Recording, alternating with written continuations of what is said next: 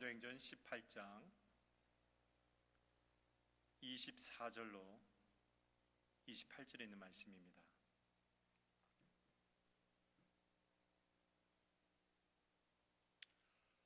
우리 사도행전 18장 24절로 28절 우리 같이 한 목소리로 하나님 앞에 봉독해 올립니다.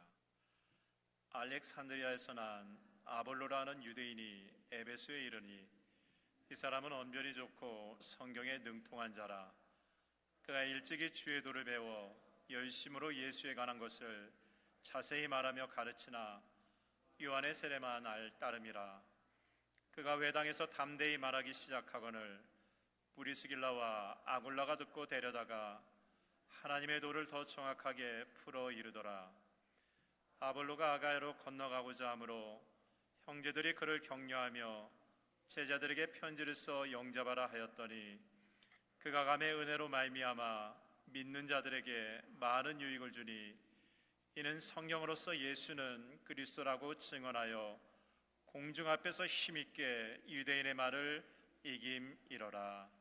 아멘. 자리에 앉으시겠습니다. 이번 한 주 동안 유독 많이 들었고 또 같이 불렀던 찬양이 있습니다. 오직 예수뿐이네 라는 찬양을 제가 참 많이 듣고 불렀습니다. 근데 이 찬양의 이 첫 줄 첫 가사가 참 내 마음속에 깊은 여운으로 남았어요.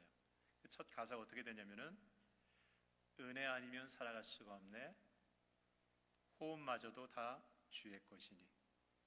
은혜 아니면 살아갈 수 없네, 호흡마저도 다 주의 것이니. 여러분, 지금 내가 숨 쉬는 것조차도, 이 호흡도 하나님이 주신 선물 은혜라고 생각할 수 있다면 그 사람은 정말 영적으로 아름다운 사람입니다. 왜냐하면 호흡은 내 것이라고 생각하거든요. 근데 그 내 것이라고 당연히 생각하는 것조차도 하나님이 주신 은혜, 하나님이 주신 선물이라고 받아들이고 생각할 수 있는 사람은요, 정말 영적으로 아름다운 사람이에요. 왜냐하면 우리는 익숙한 것, 평범한 것, 일상적인 것, 내가 가지고 있는 것, 내가 할 수 있는 것에 대해서 은혜라고 생각하지 않습니다.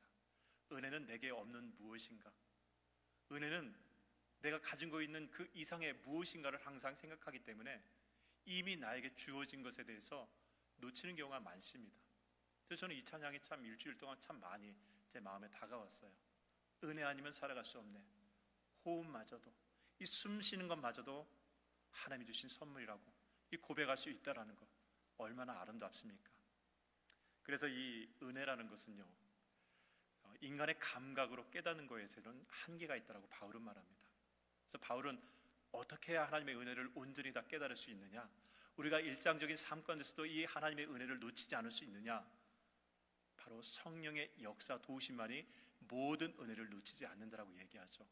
우리 고린도전서 2장 12절을 보겠습니다.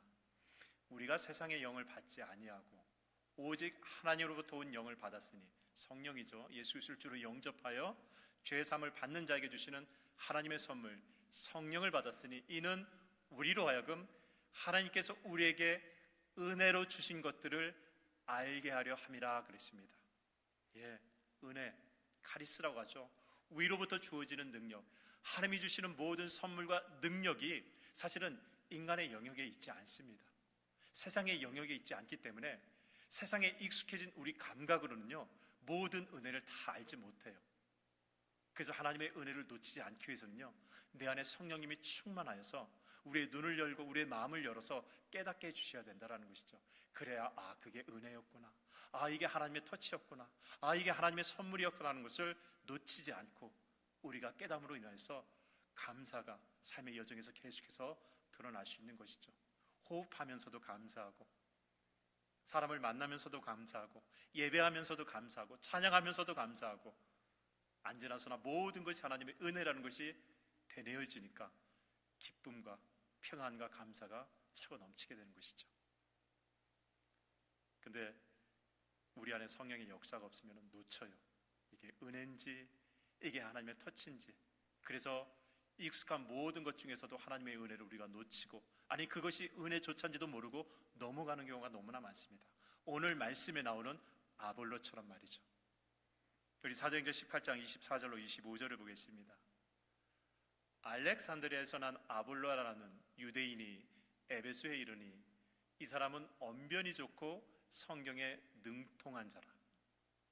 아볼로라는 사람에 대해서 이야기하는데 참 좋은 환경과 좋은 재능을 가지고 태어난 사람입니다. 참 부러운 사람이에요. 먼저 이 사람이 태어난 곳이 어디입니까? 알렉산드리아에서 태어났다고 했습니다. 여러분, 알렉산드리아는요, 이 헬라의 알렉산더 대왕이 자기의 이름을 따가지고 계획적으로 만든 도시입니다. 이 알렉산더 대왕은 여러분 아시겠지만요, 인도부터 이 아프리카까지 넓은 지역을 젊은 나이에 정복한 왕입니다. 근데 이 사람이 가는 곳곳마다 군대만 동원한 것이 아니라 사실은 이 사람은요, 군대 이외에 철학자, 과학자, 문학자, 모든 학자들 다 대동하고 갑니다.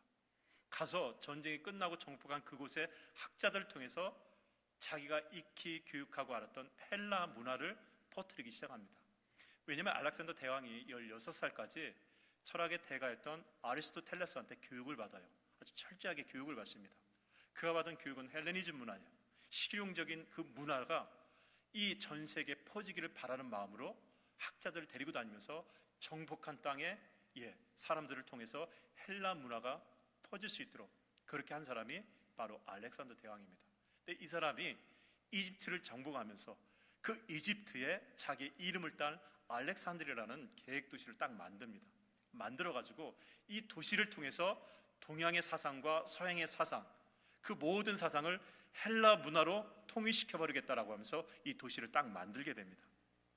여러분, 바다에서도 한류와 난류가 만나는 곳에 물고기가 차고 넘칩니다. 그러니까 이것을 아마 삶 가운데서, 문화 가운데서 적용한 것 같아요. 동서양의 문화를 만나는 곳을 인위적으로, 그 사상적인 한류와 난류를 만나는 곳을 인위적으로 만든 것이 알렉산드리아 도시라는 것이죠. 그러다가 알렉산드리아가 죽었지만은 그의 신하였던 이 프톨레마우스라는 이 신하도 그걸 계승을 받아요. 그래서 알렉산드리아에 도서관을 크게 짓습니다. 그리고 그 도서관에다가 정말 이 세상에 있는 모든 전문적인 지식의 책을 다 갖다 놔요. 힘이 있으니까 빼앗기도 하고, 돈이 많으니까 사기도 하고, 또 알렉산드리아가 항구 도시니까 배에서 지나가는 모든 배에 책을 그냥 다 뺏어오게 됩니다. 그래서 거기에 꽉꽉 채워요. 뭐 문학, 철학, 신학, 모든 학문, 그 책을 다 알렉산드리아 그 도시다가 도서관에 채워넣습니다. 그래서 한 70만 권 정도 거기다 꽉 채워요. 자, 그러니까 이 알렉산드리아 도시는요, 의도적으로 만들어졌고 교육적으로, 철학적으로, 사상적으로 아주 수준 높은 도시입니다. 그래서 로마에서 자식 교육에 열의가 있는 사람은요, 한 번 정도는 이쪽에 유학을 보내고 싶은 마음이 들 정도로 아주 뛰어난 도시가 알렉산드리아입니다. 심지어 유대인 가치도 가까우니까 유대인도 그쪽으로 이주한 사람도 많아요. 그래서 여러분 아시겠지만 이 구약 성경이 원래 히브리어로 쓰여졌는데 헬라로 번역하는 그 일이 어디서 이루어졌느냐? 바로 알렉산드리아에서 이루어지게 됩니다. 70인역이라고 하죠. 자, 그 정도로 지성의 도시, 그 정도로 사상의 도시가 알렉산드리아입니다. 자, 그런데 바로 그곳에서 아볼로가 태어났으니까 얼마나 뛰어난 교육과 지성적인 환경 속에서 아볼로가 자라났겠습니까? 더군다나 아볼로는 유대인이라고 했습니다. 여러분, 유대인의 사상적 배경을 헤브라이즘이라고 하죠. 이 헤브라이즘이 뭡니까? 모든 것을 형이상학적으로 좀 고상하게 신의 의미로 그것을 풀어내는 사상이 헤브라이즘입니다. 그래서 동양과 서상의 양대 산맥이 뭡니까? 헤브라이즘과 헬레니즘이에요. 형이상학적, 신적인 어떤 의미를 끄집어내는 헤브라이즘과 실용적으로, 합리적으로, 이성적으로 세상을 바라보는 헬레니즘, 이 두 가지 서양 사상을 동시에 갖고 태어나고 교육받은 사람이 바로 아볼로입니다. 대단한 특권을 가진 사람이죠. 특혜를 받은 사람이에요. 태어난 곳도 그렇지만은 부모의 배경도 그렇고 그 모든 것이 이미 지성을 다 소유할 수 있는 환경과 조건을 가진 사람이었습니다. 더군다나 오늘 말씀해 보니까 이 아볼로는요, 언변에 뛰어난 사람이라고 했습니다. 말을 아주 잘한다고 그랬습니다. 근데 이 언변에 뛰어나다는 것이 그냥 말만 잘하는 것이 아니라 모든 학문을 섭렵했기 때문에 논리적으로 체계적으로 다른 사람과 지식적인 논의를 가졌을 때, 토론을 가졌을 때 절대로 밀리지 않는다는 거예요. 오히려 남을 설득시킬 수 있는 지적인 논리적인 언변을 가진 사람이라는 것이죠. 그래서 아볼로의 이름의 뜻이 뭐냐면은 말로 사람을 정복하는 사람입니다. 말로 다른 사람의 길을 꺾어버리는 사람이에요. 얼마나 부럽습니까? 목회자로서 이게 말을 잘해야 되는데 저도 가끔 말을 잘 못하거든요. 근데 아볼로 같은 사람은 정말 타고났어요. 잘 교육받았어요. 그래서 누구와 말을 해도 다 이겨요. 누구와 말을 해도 그 사람을 설득시킬 수 있는 모든 것을 갖춘 사람입니다. 자, 그러니까 이 아볼로가 나름대로 준비가 됐다고 생각하니까 알렉산드리아에서 잘 교육을 받고 그 다음 이 도시를 떠나 어디로 가게 됩니까? 에베소로 가는 거예요. 우리 사도행전 18장 24절을 다시 한번 보겠습니다. 알렉산드리아에서 난 아볼로라는 유대인이 에베소에 이르니 이 사람은 언변이 좋고 성경에 능통한 자라 그랬습니다. 여러분, 알렉산드리아라는 이 도시가 세워지기 700년 전에 에베소라는 도시가 세워졌습니다. 알렉산드리아가 세워지기 전에 에베소가 사실은 지성 도시의 오리지널이었습니다. 왜냐하면 에베소는 지금도 여러분 터키의 성지순례를 가면 알겠지만 그 도시가 그대로 복원이 됐어요. 그래서 그 도시에 가면은 이게 정말 2500년, 2700년 전에 세워진 도시라는 것이 정말 입이 다물어지지 않을 정도로 정말 잘 계획된 도시가 에베소입니다. 그래서 헤라클레이토스라는 이 사람은 뭐라고 하냐면은 이 에베소가 항상 기둥 위에다가 기름을 넣고 가로등을 이미 만들어낸 도시입니다. 그러니까 24시간 항상 밝아요. 항상 사람들이 넘쳐나고 항상 돈이 넘쳐나고 항상 지성인들이 넘쳐나는 것이 에베소였습니다. 그러니까 이 도시를 가지고서 뭐라고 하냐면 항상 변하고 항상 멈추지 않는 도시가 에베소다라고 사람들은 이야기를 합니다. 근데 이 에베소 도시가 그렇게 지성의 도시였는데 알렉산드리아에서 태어난 아볼로 입장에서는요, 한번 도전해보고 싶은 거예요. 내가 이 알렉산드리아에서 교육받고 나름대로 지식과 언변이 뛰어나기 때문에 한 번은 가서 여기에서 나의 모든 지성을 마음껏 펼쳐보고 싶은 생각이 왜 없겠습니까? 그래서 에베소에 건너와서 무엇을 합니까? 예수 그리스도에 대한 걸 가르쳐요. 내 지식과 언변을 가지고 에베소라는 지성의 산 본거지에 가서 가르칩니다. 여러분, 에베소 지역 밑에 있는 할리카나소스라는 지역은요, 철학의 태동지입니다. 그러니까 정말 이 에베소에서 말 한번 하려면요, 이건 대충 해서는 안 됩니다. 정말 준비가 된 사람만이 거기 가서 누군가를 가르칠 수가 있는 거예요. 그 에베소로 가죠. 가서 지금까지 배웠던 것, 지금까지 노력했던 것, 언변을 통해서 예수를 가르치는데 성경은 그럼에도 불구하고 아볼로가 뭔가 부족하다라는 것을 이야기합니다.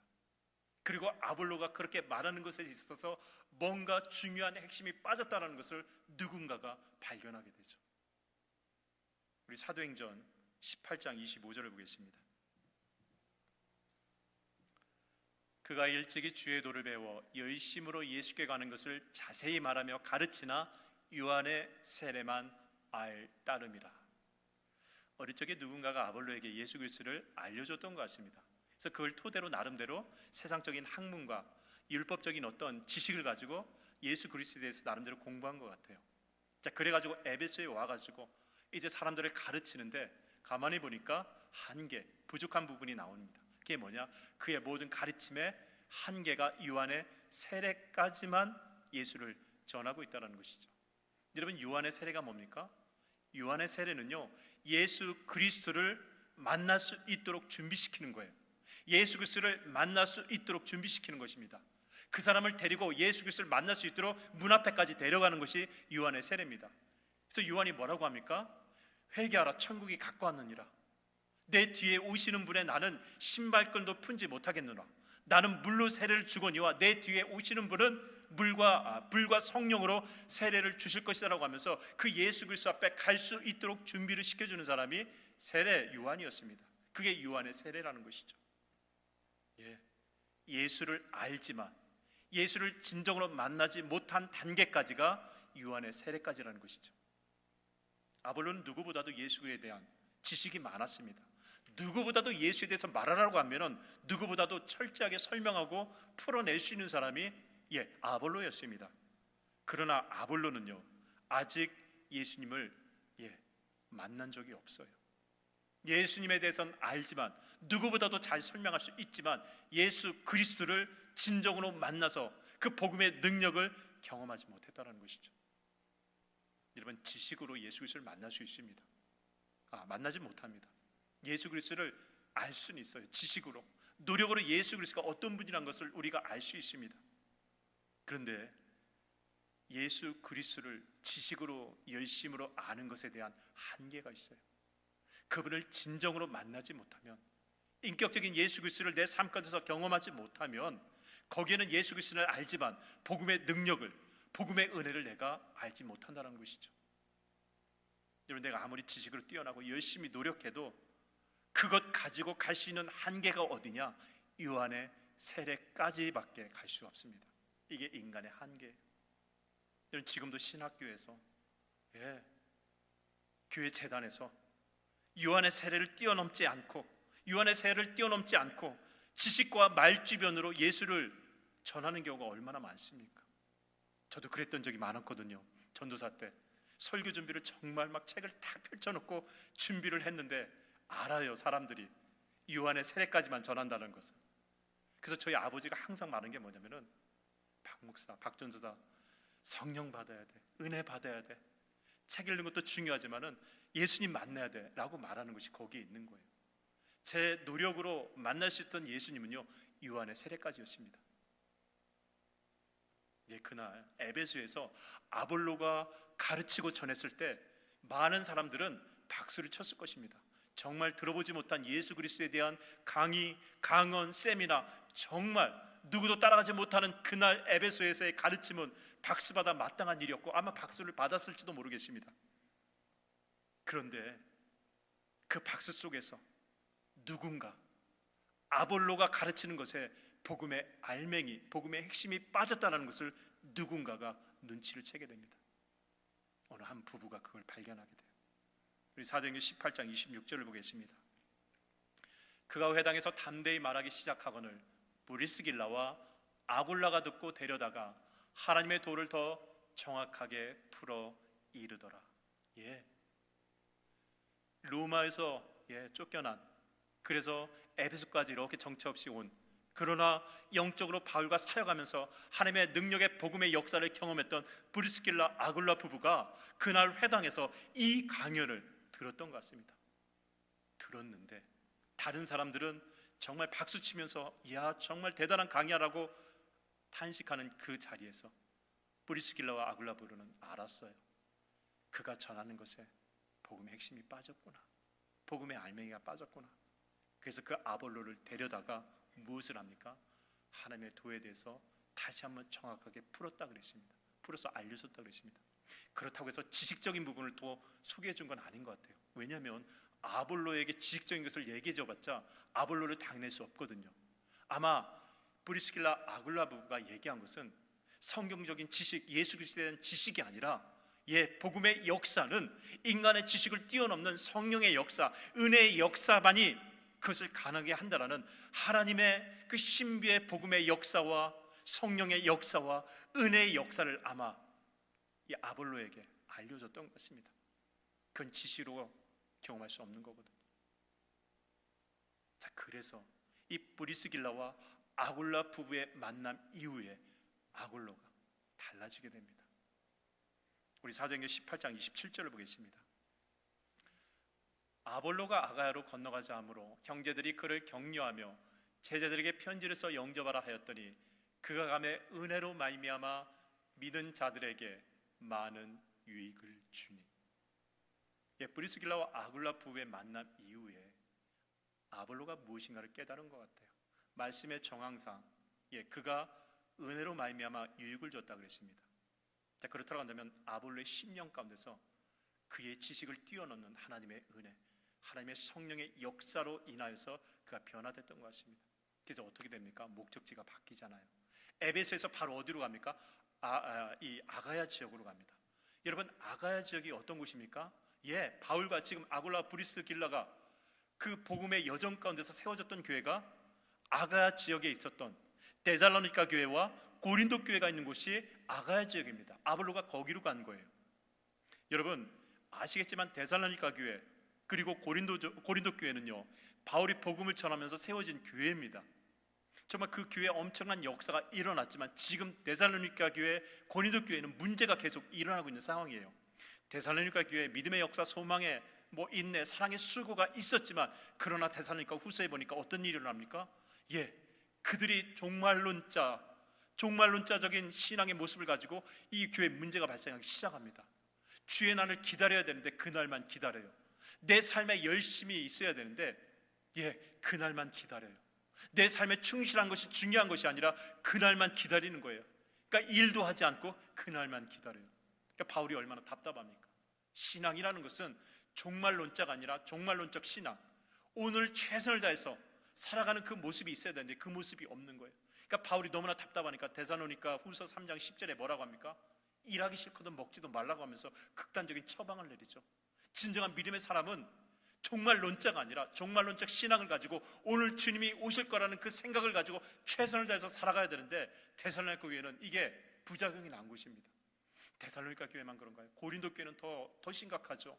하나님의 능력의 역사가 있었지만은 세상에 음란이 그대로 들어오고 여러 가지 세상적인 죄악이 막 들어오게 됩니다. 그리고 교회 안에 문제가 발생하면은 이걸 말씀 안에서 풀어야 되는데, 기도하면서 풀어야 되는데 세상의 법을 가지고 와서 교회에서 재판하고 있어요.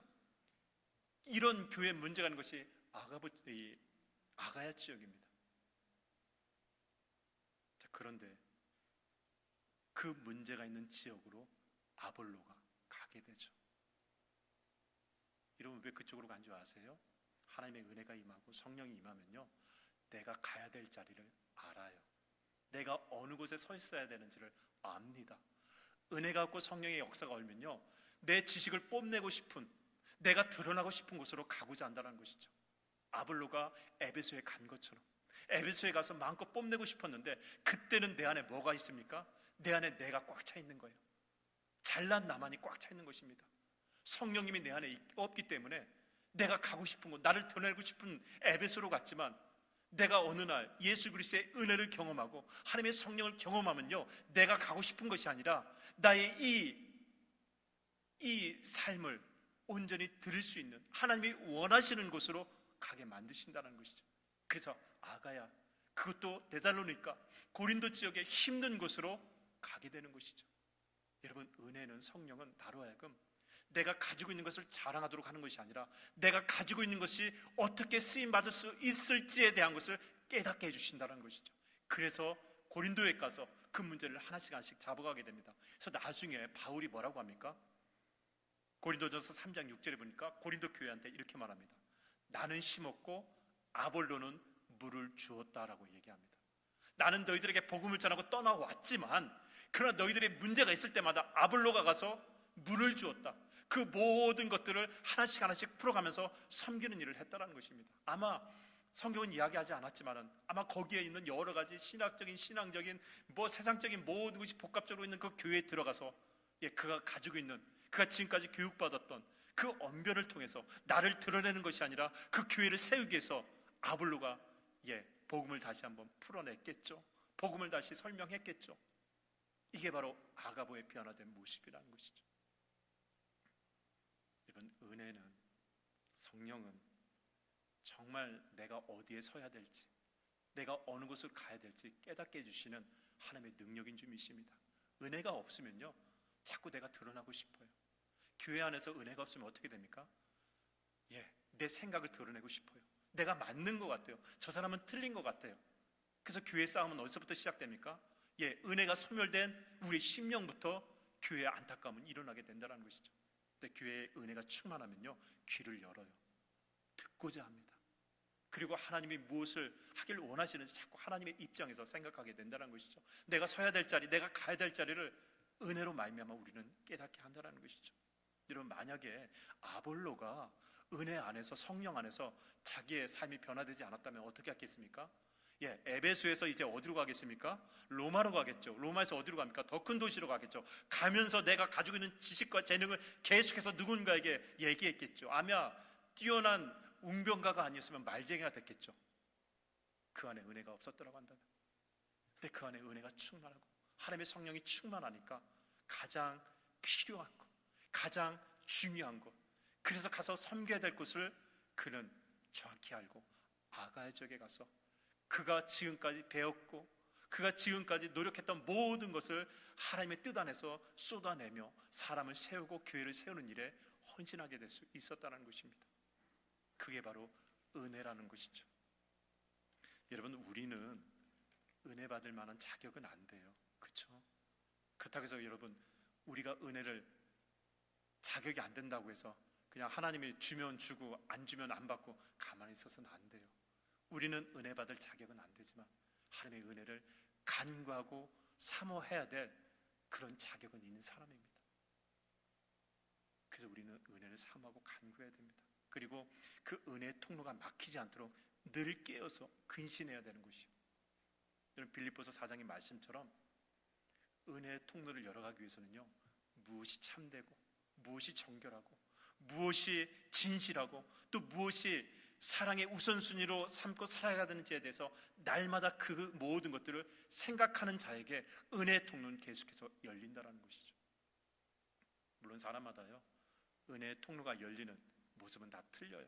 어떤 사람은 예배하다가 은혜 받기도 해요. 어떤 사람은 찬양하다가 은혜 받기도 합니다. 어떤 사람은 기도하다가 은혜 받기도 해요. 어떤 사람은 다른 사람을 용서하고 사랑하는 마음을 가질 때 은혜 받을 때도 있습니다. 어떤 사람은요, 남을 도와주고 구제하고 봉사할 때 은혜 받는 사람이 있습니다. 다 틀려요. 은혜 받는 그 모습은. 아볼로와 같은 사람은요, 겸손함이 은혜 통로를 열어갔습니다.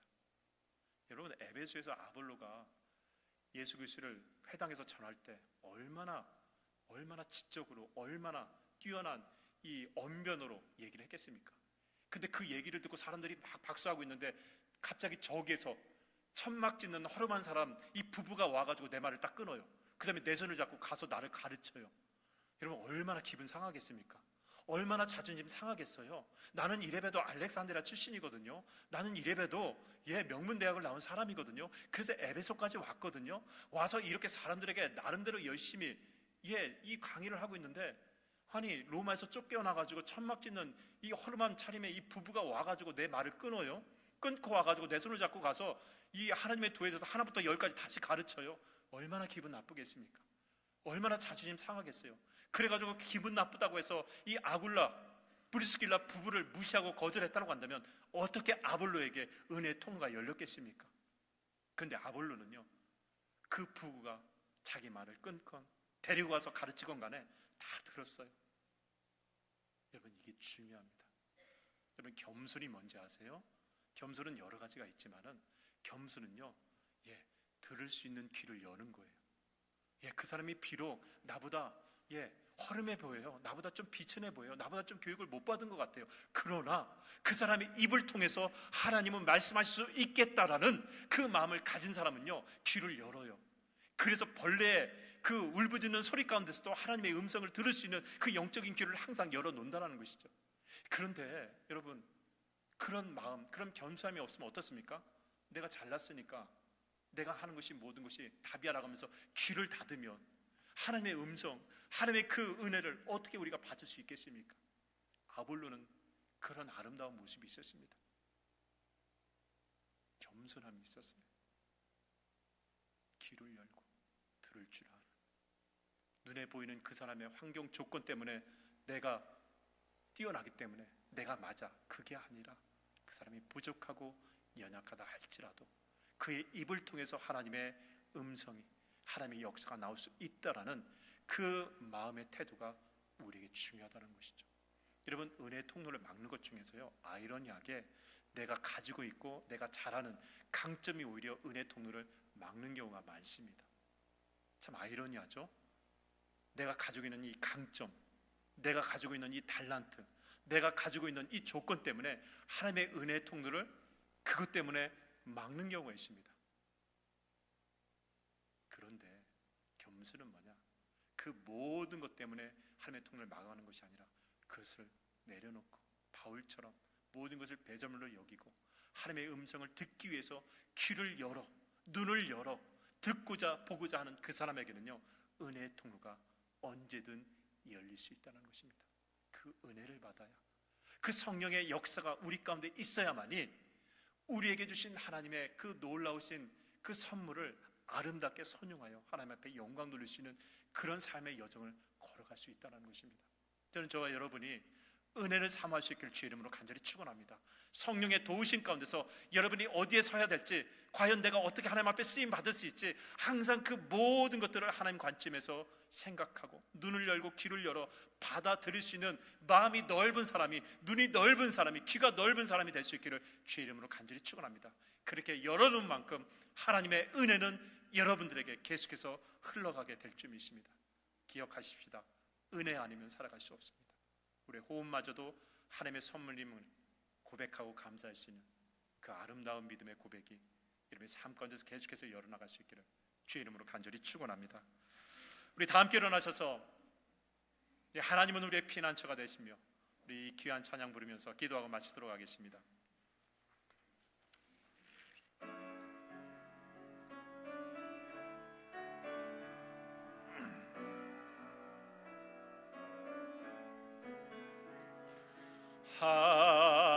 하나님은 우리의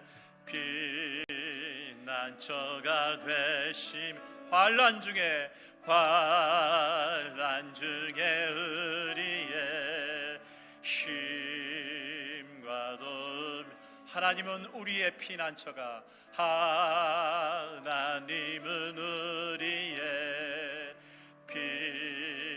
피난처가 되시며 환난 중에 우리의 힘과 도움이시라. 너희는 가만히 있어 주가 하나님 되말지어다. 열방과 세계 가운데 주가 높임을 받으리라. 사랑합니다 내 아버지, 찬양합니다 내 온 맘 다하여, 선포합니다 예수 그리스도. 주님 오심을 기다리며 너희는 가만히 있어, 너희는 가만히 있어 주가 하나님 되말지어다. 열방과 세계 가운데 주가 높임을 받으리라. 사랑합니다, 사랑합니다 내 아버지, 찬양합니다 내 온 맘 다하여, 선포합니다 예수 그리스도. 주님 오심을 기다리며, 주님 오심을 기다리며 은혜 가운데 머물며 은혜를 삼하며 은혜의 능력 가운데서 믿음의 여정을 걷기 원하는 우리 임마누엘 한인연합감력의 모든 성령들 머리 위에 성부, 성자, 성령님의 도우심과 인도하심이 영원토록 함께 하시기를 간절히 축원하옵나이다. 아멘.